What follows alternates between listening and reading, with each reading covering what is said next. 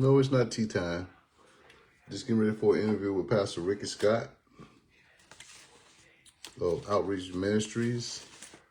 So y'all bear with us for a minute. We got a few minutes before we're able to go live. And I'll, as soon as he joins, I want to bring him on. So you should be able to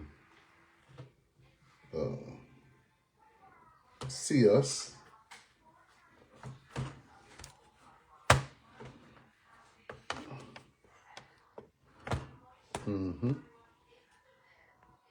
All right, all right. Who I got on here? Are you there, Pastor Scott?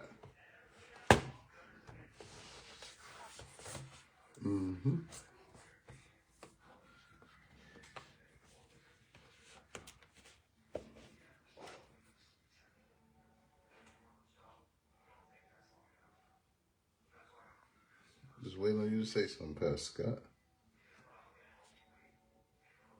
So I can see who's on there.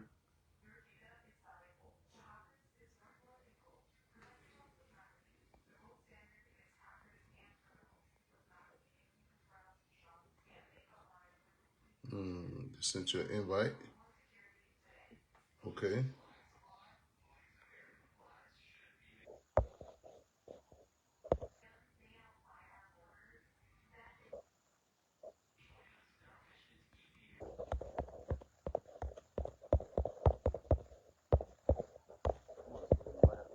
A certain amount of people on for it to do it. Okay. What's up, John? Trying to get my boy, a pastor, on here.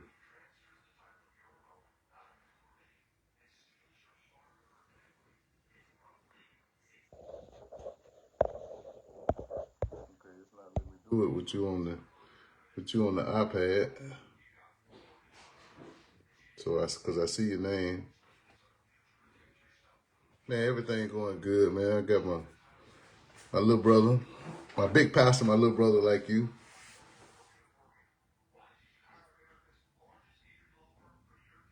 Yeah. So,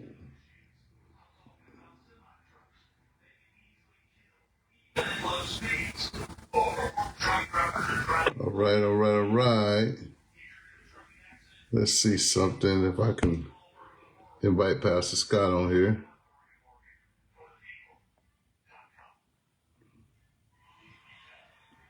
All right, I just allowed you to request to join, Pastor Scott. But it's not, I don't see it since you've been on the iPad. When you're on your phone, I was able to let you go. Yeah. Man, how y'all doing, man? It's been a glorious and blessed day. I'm getting ready for an interview with Pastor Scott. I want to share a few things. He and I are going to start partnering with an idea of saving Mile Bayou. So I'm running a little bit early. I'm waiting on him to jump on with his phone. Yep, always, man. So, yeah, some of the things that we're going to be talking about is making a transition from incarceration to back to this, back home, back to the streets. So I think that that's a necessary thing that we need to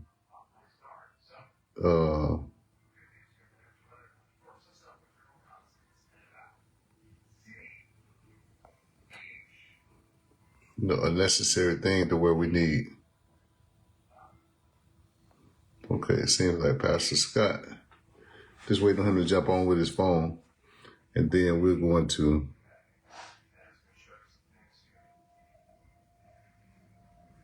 okay. But, as we know, some of the things that are going on in and around the country, with how can I say it? I won't say necessarily Trump, but just a lot of stuff that's going on around the country that we're not. Hey, Princess, where your socks? Go get me your socks. Go get your socks for me, please. Yeah, and so I just think that we, as a people, hey,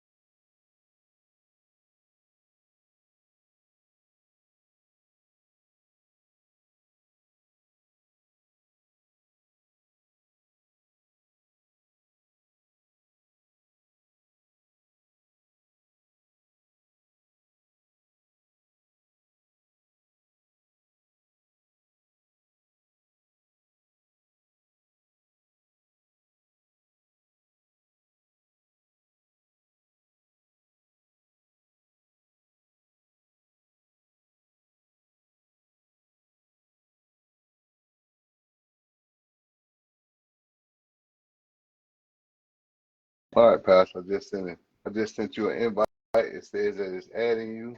Um, so you should be on the screen shortly in a second. So I've been welcoming the people. So what I want you to do, Pastor, is go ahead and share it. Just go ahead Okay. and click on your thing. Just take your time and set it up. So I was just telling the people about our hometown, our great hometown. I was kind of, and I want to ask your thoughts before we get into the questions that you have for me.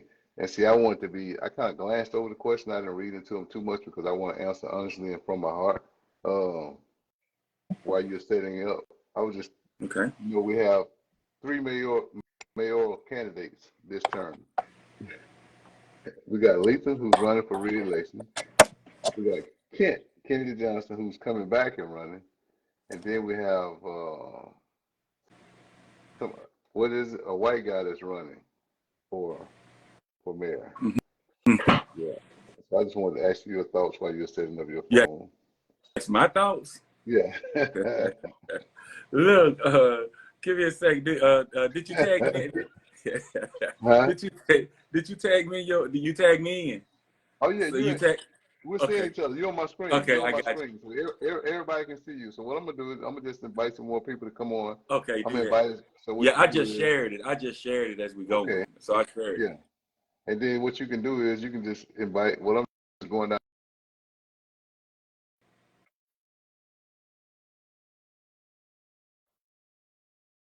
Yeah, I think you can only invite. I just shared it. I can. No, once you share, once I share, you can invite people on to watch with you. Okay. That's all. Yeah.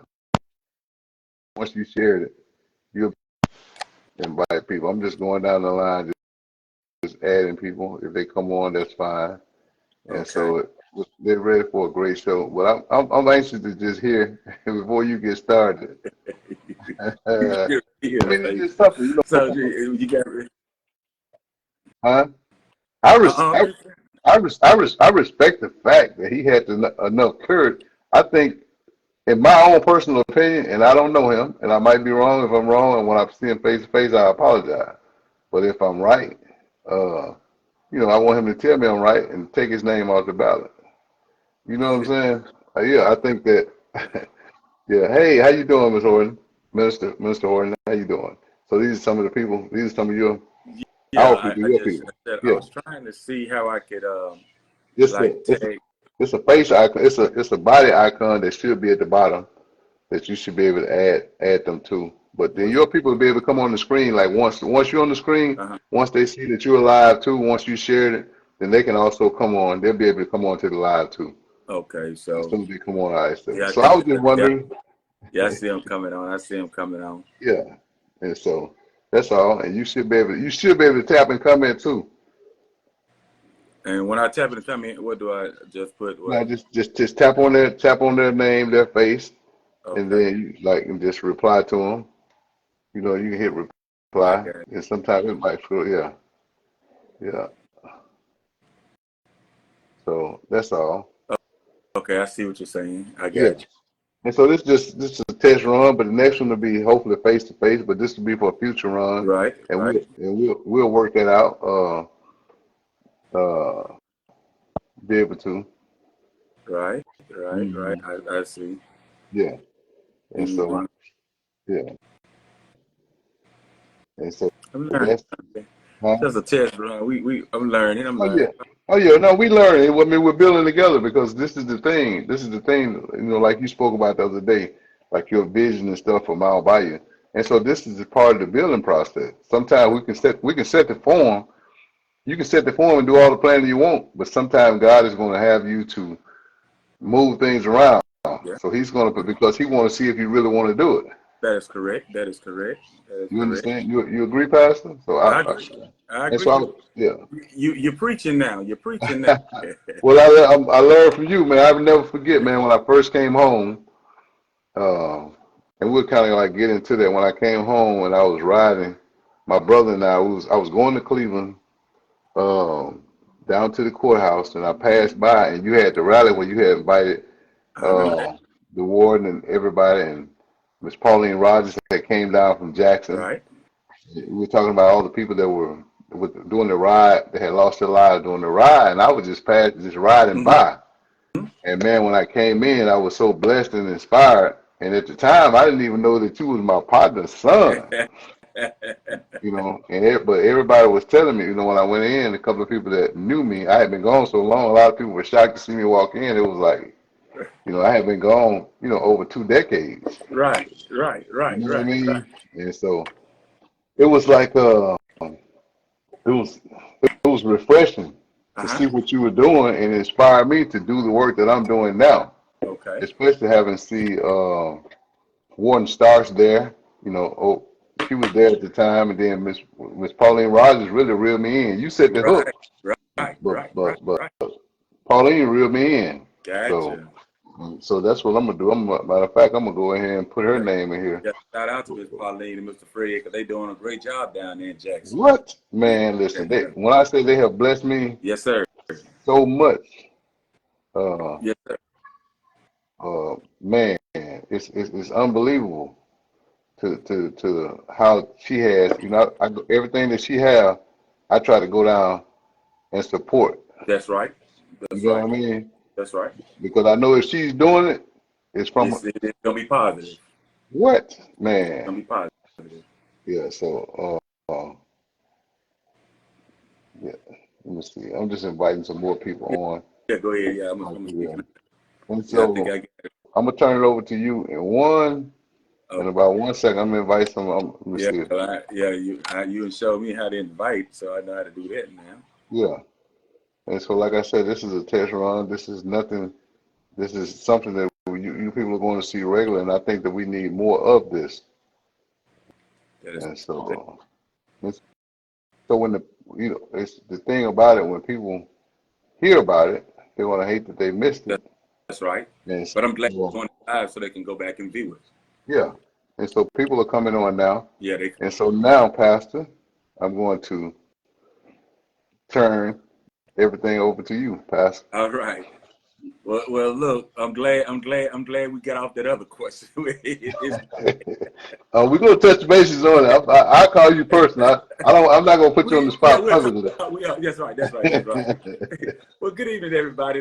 I was having technical difficulties on my page, so I got my brother, Mr. Maurice, a great advocate for those who are being incarcerated, for those who have been incarcerated. He's just a great guy all around, so I thank God for him. I'm starting my own show, the Rickey Scott Show, and this segment is all about crime prevention. Hear it before you live it. And so let me give y'all a mission. My mission is to educate, inspire, and prevent crime by giving a platform to those who have lived it and its consequences. By sharing real-life experiences from former incarcerated individuals, we aim to open the eyes of at-risk youth and the community, guiding them toward better choices, second chances, and a future free from crime. So watch this. If you want to build a house, who you going to go get? You're going to get a carpenter. If you want to win a fight, who you going to ask? You're going to ask a fighter. If you want to catch a fish, who you going to ask? A fisherman. If you want to grow a garden, who you going to ask? A farmer. And if you want to lead people, who you going to ask? A servant. Therefore, if you want to understand how to avoid incarceration, seek insight from someone who has experienced it and learn from it. Today we have Mr. Maurice Clifton. Who is Maurice Clifton? Maurice Clifton is a Mississippi freedom fighter who spent 23 years in the belly of the beast. First time offender, 23 years. Missed a lot in 23 years, but he was released on the First Step Act in 2020. So since his release, and this is the great thing, Maurice has served as a chaplain, re-entry coordinator at Mississippi Department of Correction. He's now a chaplain with the United States Chaplaincy Courts, and through his nonprofit SAIL, he works tirelessly to restore the voting rights of disenfranchised. Maurice is a champion for all people. And so here's our objective. We see our young people going down the wrong path. We see them doing the wrong thing, and we always be reactive. We always say what they should have done, what they should have been, the choices that they should have made. But what we're here to tell you is that we want you to hear it before you live it. So we want to be proactive. We want to teach you. We don't want to scare you. We want to enlighten you and educate you and let you know that the road that you're going down is a bad road. You know, the thing is that I've never just did no time, but I've done, look like pretty much everything that I could have done to have done time. So a lot of times we look at those as incarcerated and we try to pass judgment, but a lot of times you just need to come to grip to understand they got caught and you didn't.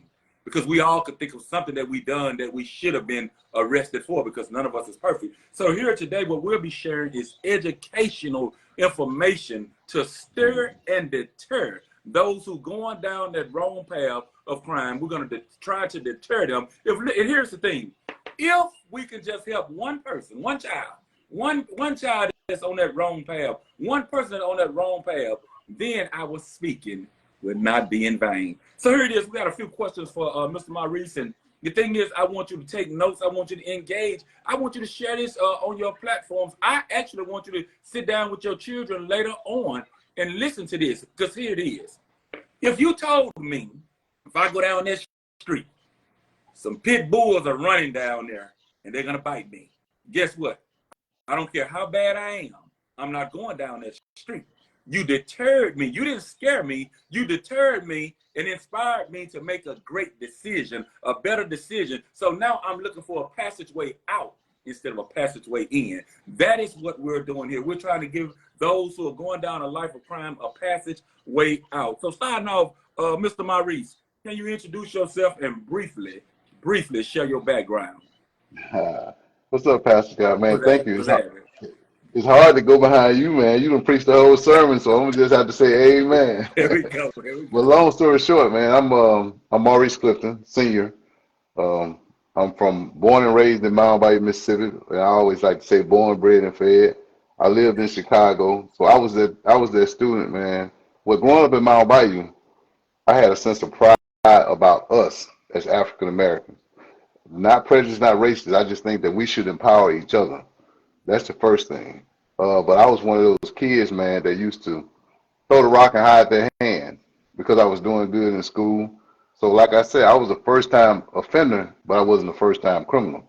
And that's the thing that a lot of people, so a lot of kids, like you said, a lot of people are doing things that would send them to prison and or jail, but they just haven't been caught yet. And so when I made the decision to change, it's when I ended up being incarcerated. But back to who I am, I was a pretty good athlete, basketball and football in Mound Bayou. Come from a real good family, man. The son of Tim and Inez Clifton.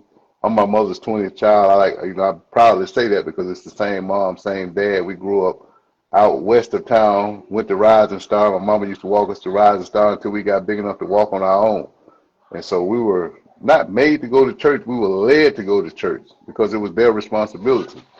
Grew up in the church. When I got old enough, I drove the church bus. And so people used to always tell me that I was going to be working for the Lord one day. I said, I don't know why you're running, son. You're going to be, I drove the church bus. I just, the other woman don't know what she's talking about.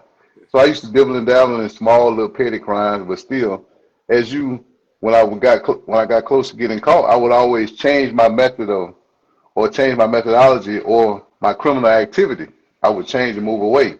But I always respected my community, my elders, and them not to do it around them. So this just say, for instance, when I sold drugs, I sold them at night.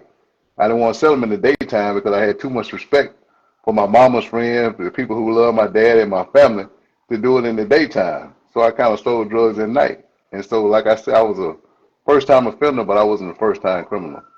Always put back into the community, too. So that's all. That's awesome. Look, did you say your mom had 20 children? Mm-mm. Oh. I said 20. I said 23. I said I was number 20. Okay, I got it. Your mom had 23 kids. She had 23 kids. Same mom. Yeah.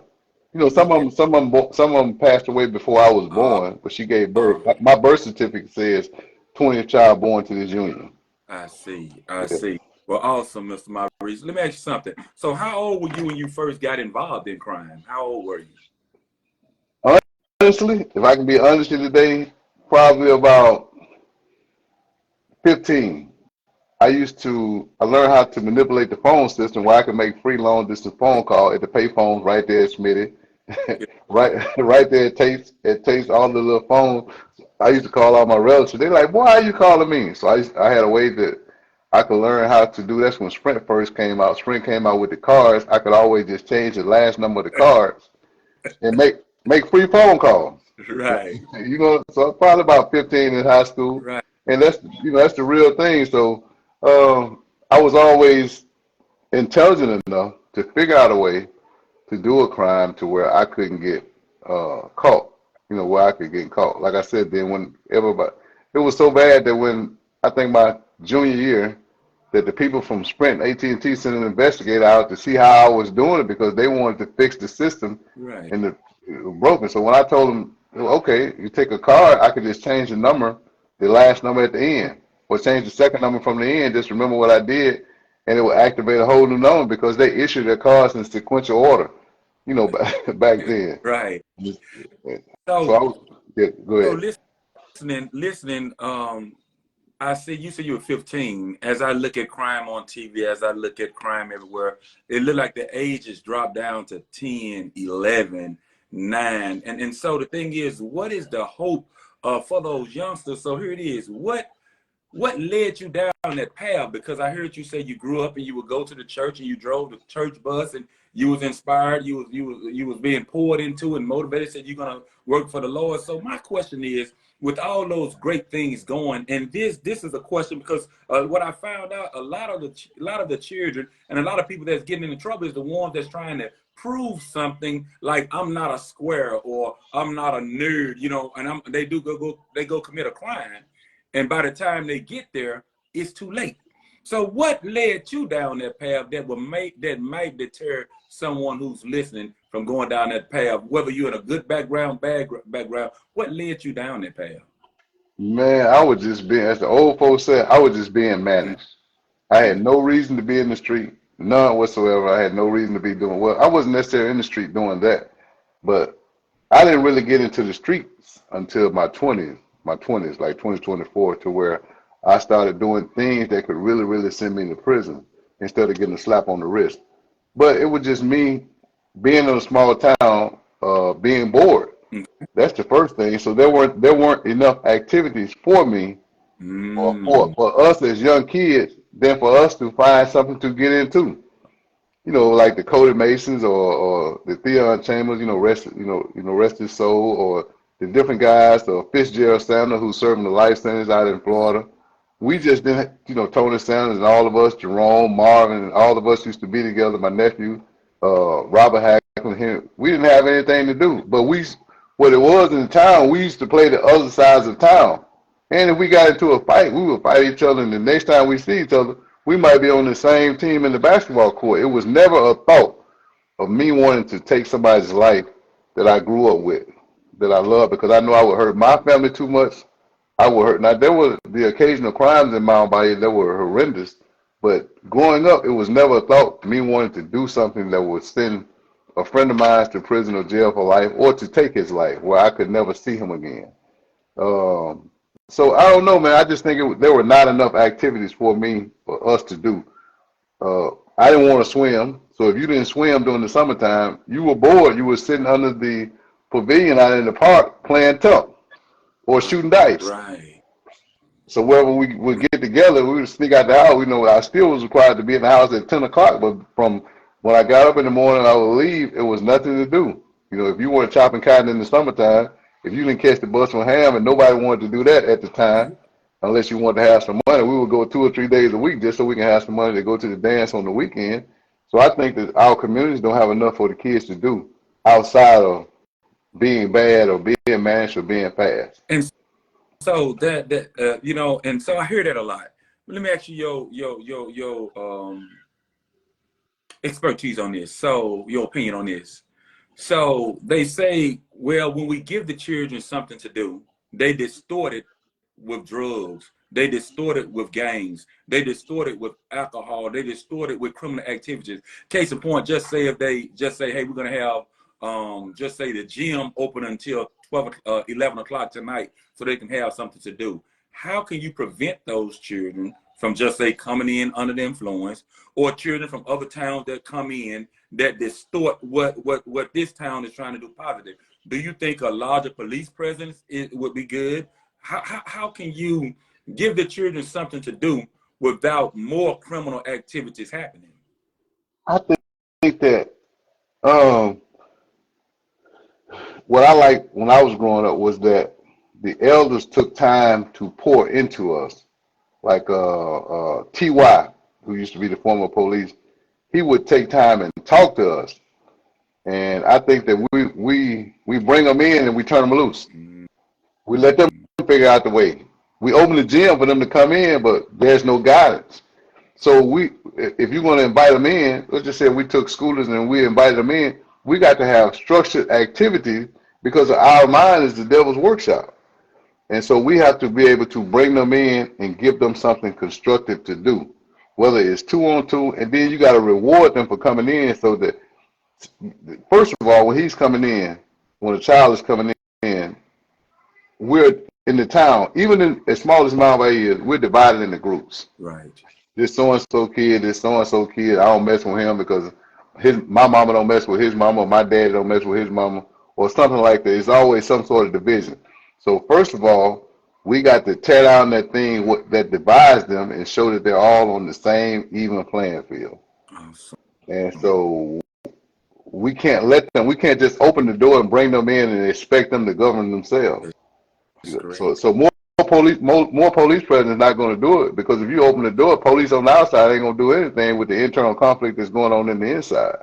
You know how we used to play the dozens growing up? The dozens, the dozens now end with, instead of ending with a fist fight or ending with somebody cussing somebody out, or it ends with a gunfight and somebody lose their life. That's right. That's right. You see what I'm saying?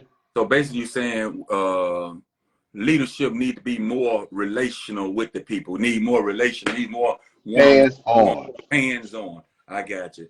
All right, let me ask you a question.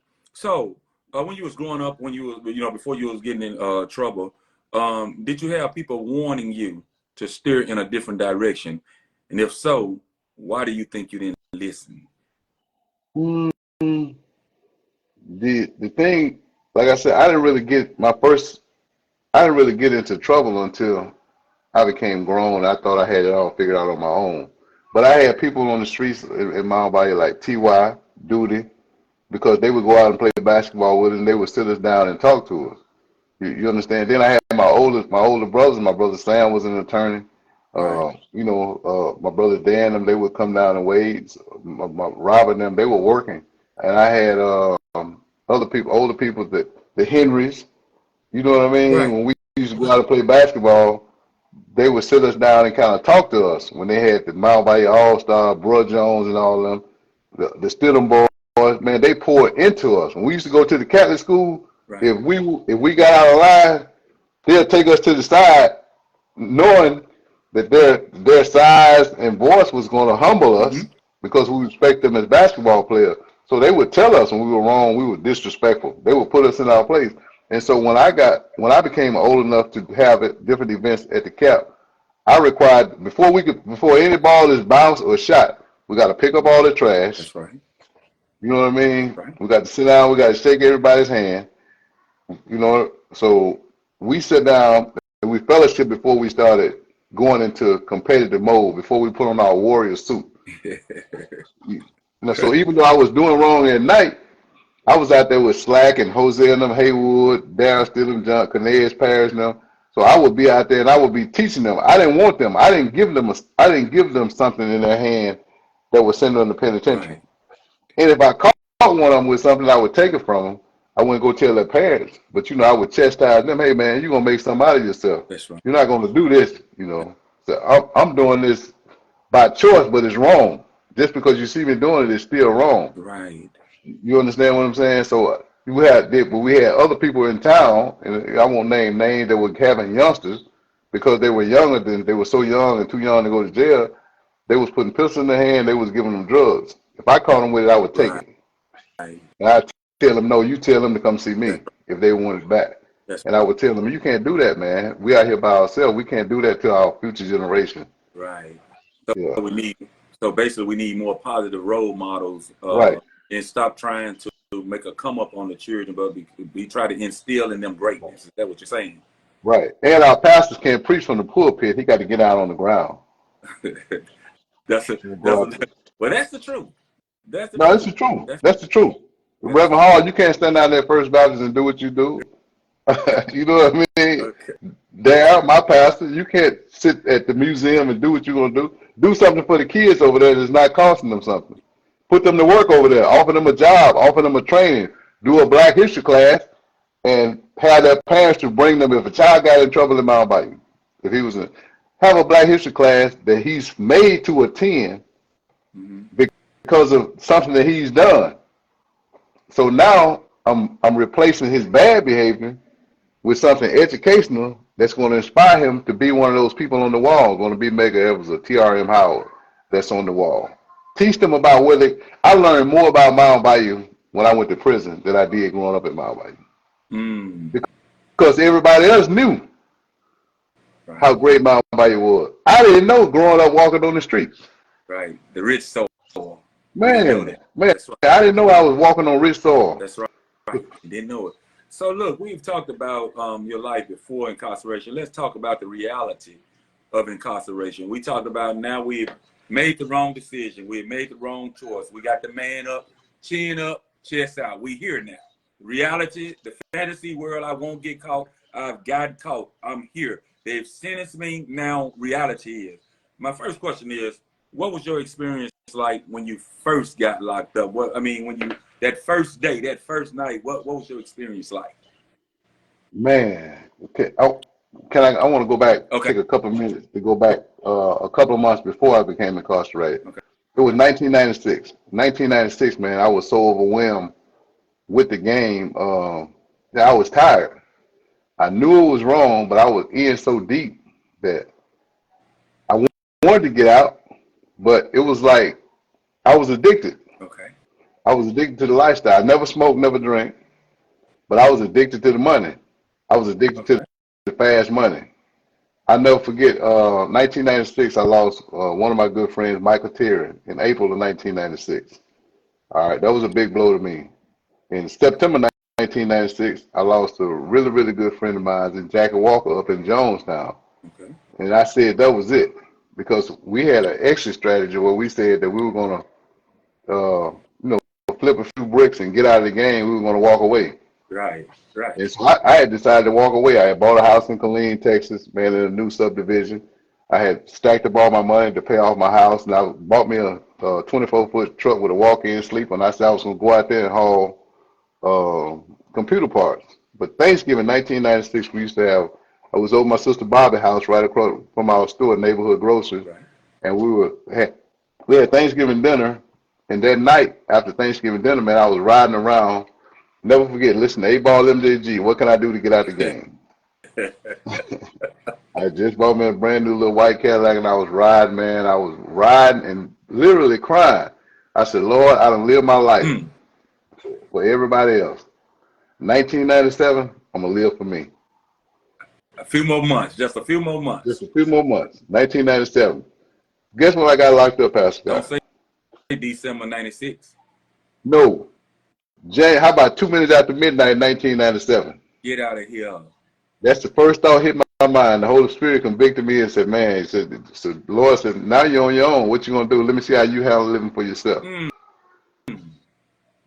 2 minutes after midnight, coming through a roadblock in Lake Village, Arkansas. Was allowed to make bond. Came back to court. They gave me a court date to come back January 15th.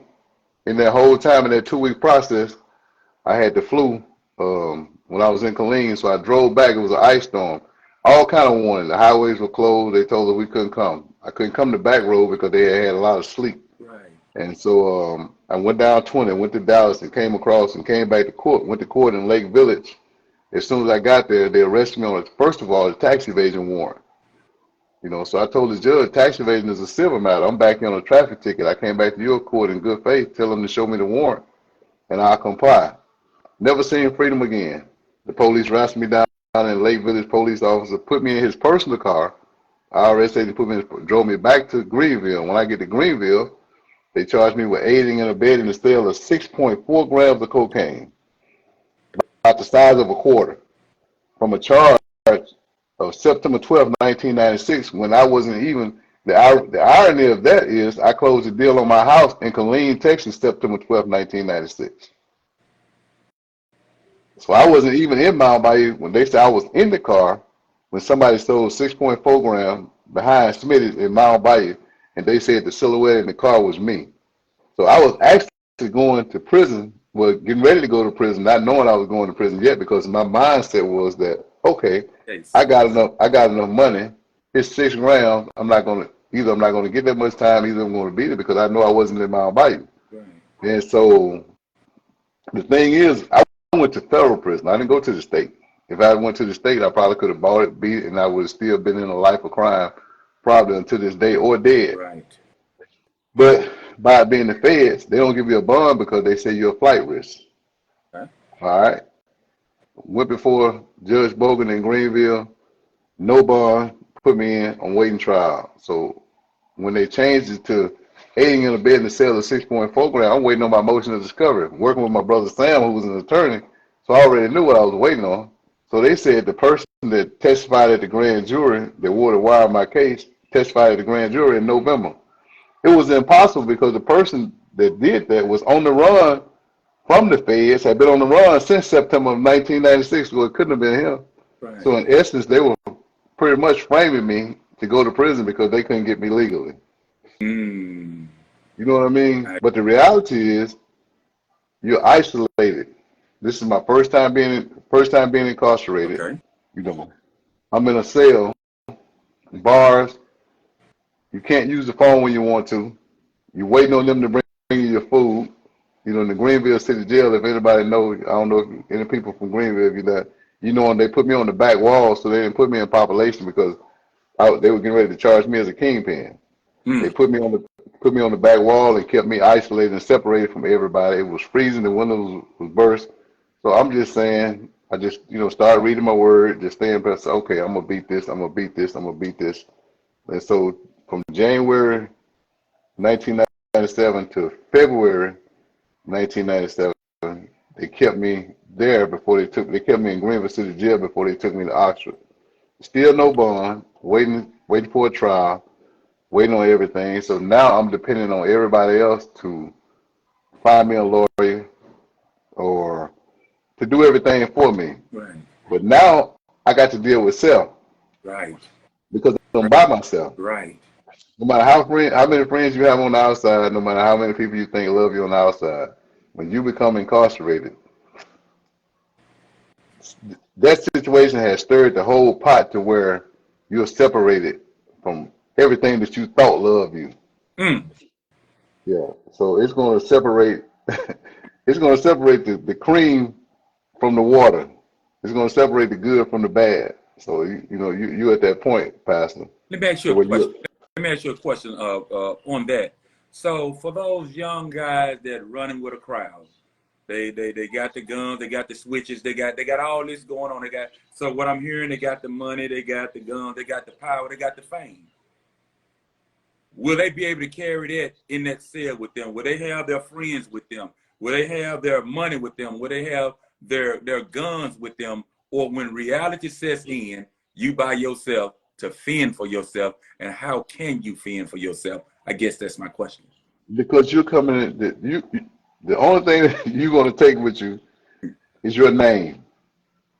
And so the thing about the streets, the difference between the streets and the prison, that everything that you do and the person you were on the street, that people already know who you are when you get to prison. Mm.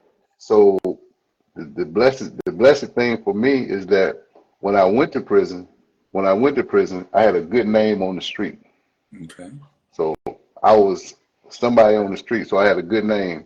I was an upstanding person on the street. So once people heard and found out who I was, that kind of gave me a little credibility, but it didn't really mean anything because they didn't care nothing about me. Some of them had been sitting 2 years waiting to go to trial when I went to Oxford. You know, some of them were in there on murder charge. Tom Green he had been in there 2 years waiting to go to trial on a murder charge. You had other guys who had committed kidnappings and murder. You had other drug dealers that was waiting to go to trial. So I was in a whole queue of people waiting to go to trial. Still losing, but I'm still trying to hold on to the street, hold on to my house. I had about 5 or 6 cars. I'm trying to hold on to them. You know what I mean? Just trying to hold on to different things, hold on to different relationships. And so you're isolated. It's nothing. Just your hand, it's like it's filled with pork chop grease. Everything is slippery, and everything that you try to grab is slipping out your Can't hand. hold on to nothing. I got you. Yeah. So with that, so tell me, what was the hardest part? The hardest part of being incarcerated. What was the hardest part of it? Uh, Not being able to hug your child. My children, I had 5 boys at the time. You know, at the time, Mm-hmm. not being able to explain to them, and I vow I would never lie to my kids like so many men do when they go saying, "Oh, he's in college. Oh, he's off away. He's going." No, man. I told my sons from the top, "Hey, man. Hey, I'm in jail. I'm in jail waiting to go to trial. I don't know how much time I got. I'm going to get."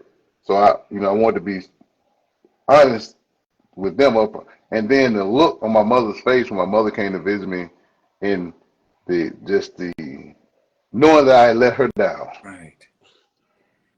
You know what I mean? Because and she never rubbed it in. She never said that. She never anything. But the look in her face, you know, Mm. told Mm. me I had let her down. Right. And so nothing can ever. And I never got to hug her before. Uh, It's okay. Became released. Right. And so and that sticks in my mind. You know, when she was at my trial, when she came to visit me, and she still had that smile on her face, that big old pretty smile, you know, saying, "Baby, you're gonna be all right." You know what I mean? Just give it to God. You're gonna be all right.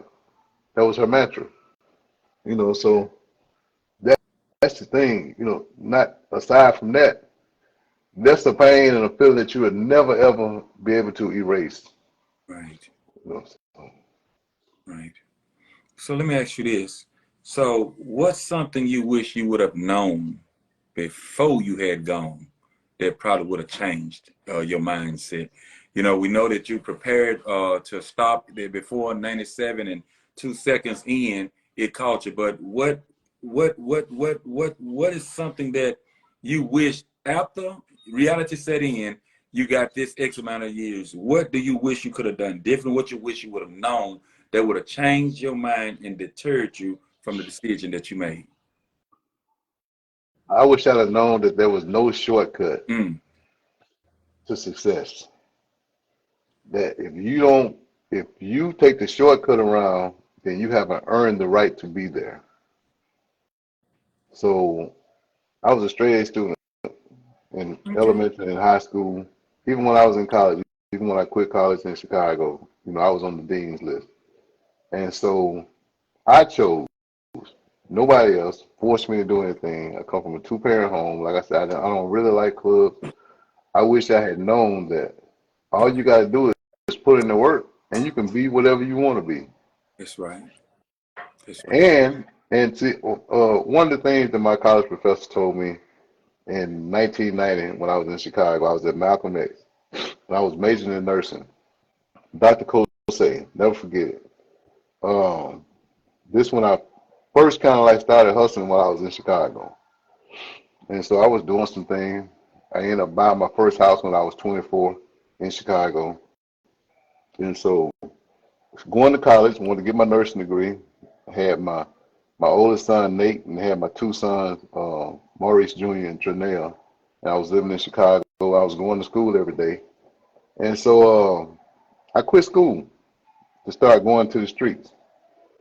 And so my advisor, he was my advisor in college, Dr. Kosei, and he came out to my house. He said, "What are you doing, man? You're not going to enroll for the the spring semester?" And we talked in front of the house. So he came in.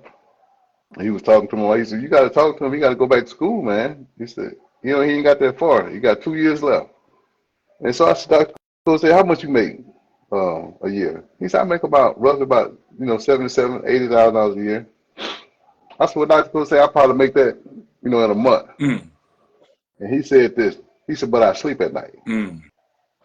I didn't know what that meant until I was in prison. Right. You know what I Right. mean? Right. He said, "But I sleep at night." He said, "I get up. He said, I can go to bed and rest." You know Right. what I mean? can get up in the morning without. So I wasn't understanding what he was saying, but in essence what he was saying is that I don't have to watch over my back, because when you're in the streets, like I was in the streets before I became incarcerated, you got to watch the people that rob and kill people. That's right. You got to watch the police, the dirty police. You got to watch the good police. You got to watch the feds. So you got people all around you that want to see your demise because they want what you have. You know what I mean? So let me ask you this question. Is crime worth it? Is crime worth it? Absolutely not. Absolutely not, man. And just there's nothing that could replace me not ever being able to hug my mom again. There's nothing. There's nothing that could replace me not being able to attend my two brothers I lost while I was incarcerated funeral, Sam and Wade. There's nothing that could replace me losing a son a month and a half before, even though I didn't have an out date then, me losing a son, Maurice Jr., a month and a half before I came home. So it was like three things that almost crushed me.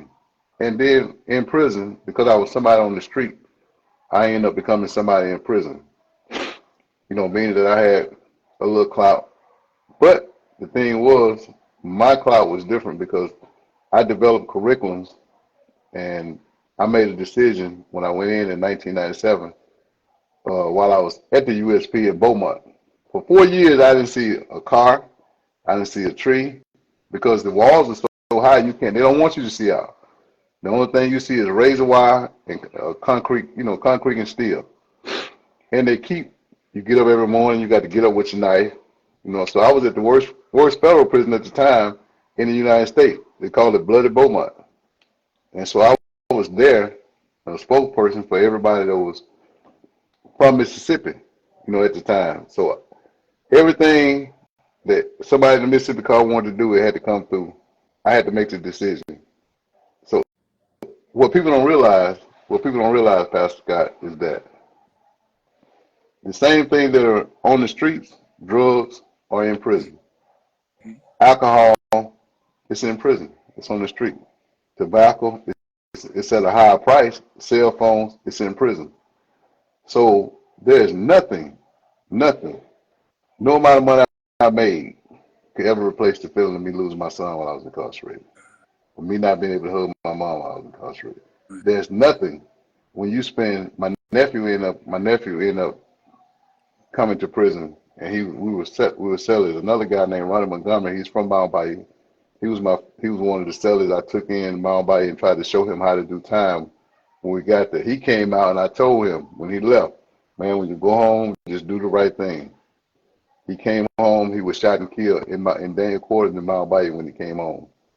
And I used to call and talk to him. When I heard he was doing the right thing, I found him, I tracked him down, and he called, "Reese, you want me to say something?" I said, "Nope." I said, "I want you to stop doing what you're doing, man." I said, "You don't remember the 4 o'clock count? I never want to hear that again. Count time." 4 o'clock in the morning? No. In the evening, you write down at 4 o'clock because it's count time. Right. You write down about 3:45.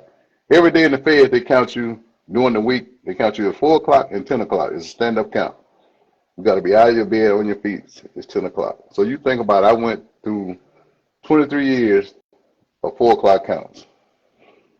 I've been locked down. The most time was at Beaumont Medium. I was locked down. We went on lockdown in May, and we didn't come out until October. We didn't see any of the summer outside. In the cell, all my meals came through a 8x12 slot with the tray. Mm-hmm. And sometimes if they decide to feed it, they miss a few days to feed it. And at one point, I spent 19 months in the SHU under investigation with no write-up at Yazoo. I had to go on an 11-day hunger strike. Almost died in order to get them because my family didn't know where I was. I wasn't getting any letters. I didn't have any phone calls. So I spent 19 months in the SHU. It's just you and you. You, God, and you. They're the only two people. But So that's, yeah, go ahead. questions. So mentally, it should have a big effect on you mentally, correct? Still does. I don't have it all together. I still have trauma and panic attacks.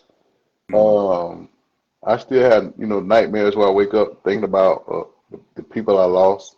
And sometimes it's so bad. Sometimes, you know, you ask them, you've been gone because you don't have closure when people are on the street. You asked about people who are gone Right. because you weren't able to attend their funeral. And people, you know, so your people out here that's been still living, they don't know how to respond to it, so they go quiet, and then you have to catch yourself. Right. You know, so I seen a lot of suicides in Mm. prison. I seen a lot of murders in prison. Mm. Uh, like man, I seen a lot of assaults in prison. Something that'll make you just, you know, that you think that's out of a storybook All right. or out of an action-packed movie. You know, I seen that. I lived that. I got up for many days and lived that. And so my thing was I had to transform my way of thinking to say, when God, not if God, because we're believing we know that God is going to bring the thing that we pray for to pass. That when God gives me to be free,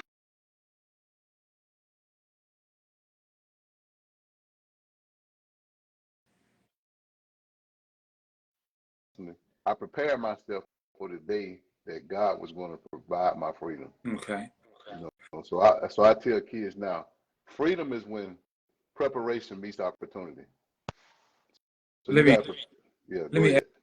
ask you this. I hate to cut you off, but I want to Mm-mm. stay in that same tune because if I hear it, then I want to live it. If you have the liberty, in the sanity of your mind, and if you don't mind expressing, what is one of the worst things you've seen in prison? One of the worst things I've seen in Mm, prison, mm. uh, Beaumont Penitentiary. Uh, I don't know which one would be worse. Is seeing guys go in and cut a man's head off and get a mop bucket and clean up his cell and put him back in the bed and cover him up. I ain't saying cut his throat.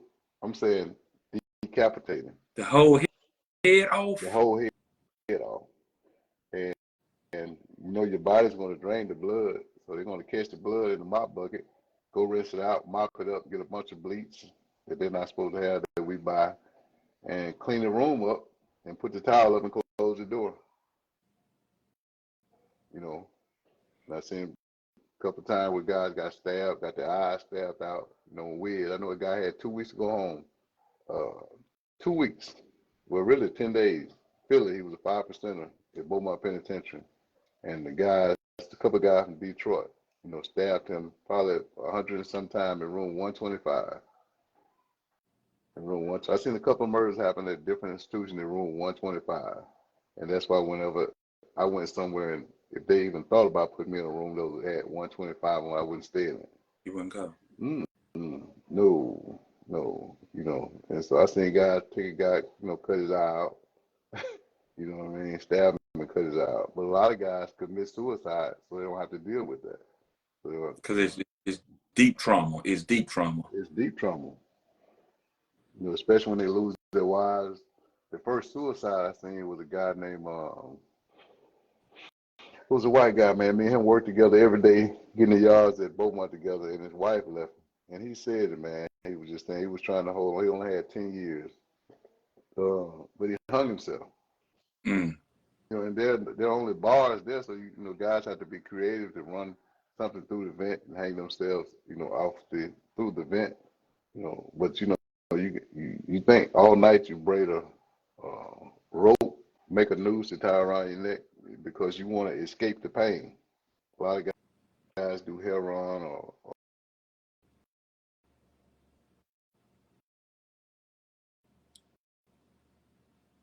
Ugh.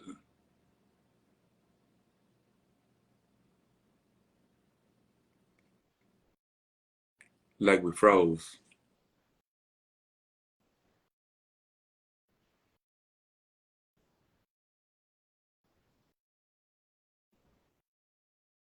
It looked like we froze. Like I can see, but I don't know if you all can hear me. Like we having some form of technical difficulty, but these are the things that we want to do. We want to be able to share with that generation, with those people who are still committing crimes, to let them know that that is not what you want to do. We want you to hear it before you live it, because we want to do a preventive mechanism to keep you from going down that road. And it's not, like I said, it's not that we're trying to scare you. It's the fact that we're just trying to educate you on the right path. I don't know, Mr. Maurice, are you there?